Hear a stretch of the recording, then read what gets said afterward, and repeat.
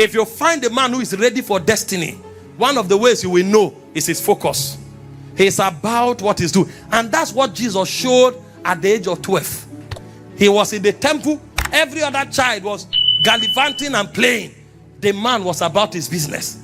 And when the parents traveled, it was 3 days later, they discovered that he was not there. And they looked for him, came back to the temple, and he said, why are you looking for me? Don't you know that I should be about my father's business? At the age of 12, no wonder no man on earth has ever been like him. The level of focus and precision and tenacity at the age of 12, some don't have it at 50. So he is not just impactful because he's Jesus. The principles of God defined his life even from a tender age. Focus. Many persons are all over the place, and that's why they cannot go anywhere. In Matthew 6:22, he said, if your eyes be single, he said, then your whole body will be flooded with light. Your eyes be single. In the Western world, they have understood the significance of focus. And so when a child wants to be a footballer, they take them to the academy, sometimes from the age of 5. Every day they must touch the ball. Every day. That is training and mastering focus. They play it all their lives. And they learn this value so much that when you go to their house, everything is about football.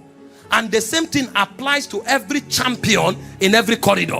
Go to the house of a boxer. You will see every corner. You either see a gym or you see a punching bag. He's doing everything to develop capacity. And then you'll find the lecturer design his house like a bouncer. Because his strength. And then you are wondering, where are you going to? What you should have is libraries and books. Because your environment reveals your focus. When you find a man who is not focused, it shows in his environment. You come to the house of a preacher. There's no personal room for prayer. There's no study room. And that preacher says he wants to be a voice to his generation. If you know him, tell him he's a joker. In 1 Kings chapter 20, verse 39 and 40, the prophet told the parable to the king.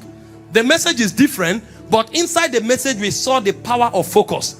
He said, as the king passed by, he cried unto him. That's the prophet. And he said, thy servant, because he disguised himself, he said, thy servant went out into the midst of the battle, and behold, a man turned aside and brought a man unto me and said, keep this man. If by any means he be missing, then shall thy life be for his, or else thou shalt pay a talent of silver.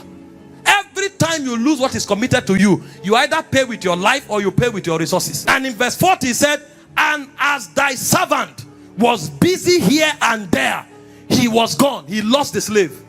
The reason many people lose their vision is because they lack focus. They are all over the place. They want to be like everybody. They want to do everything. That's why they are never productive. Even the world system knows that when you become a jack of all trades, you master none. So the second thing about teaching is to discipline yourself. This world is too noisy.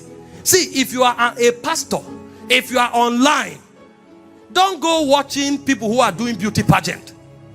Don't go watching people who are arguing and debating politics. Sit only on messages. It will take a lot of power, focus power, to be able to restrain yourself like that. And then you are there watching what will improve you. If you are a businessman, sit down, study businessmen, watch their lives, watch what they do, watch what they say. Don't be all over the place. At least in the earliest phase of your life is called the tilling phase. Because that's when your personality is formed. And that's where the power of your spirit is developed. Focus. Many don't have focus. Some people in a day, they can carry out more than 50 different activities that are not connected. In one day, some persons, they can have more than 30 conversations that are not connected. And they say they are going somewhere. Their life is scattered. And because of that, even the anointing of God in their soul, the energy of God in their spirit is diverged. And that divergence will cause them never to prosper in anything they do. Focus.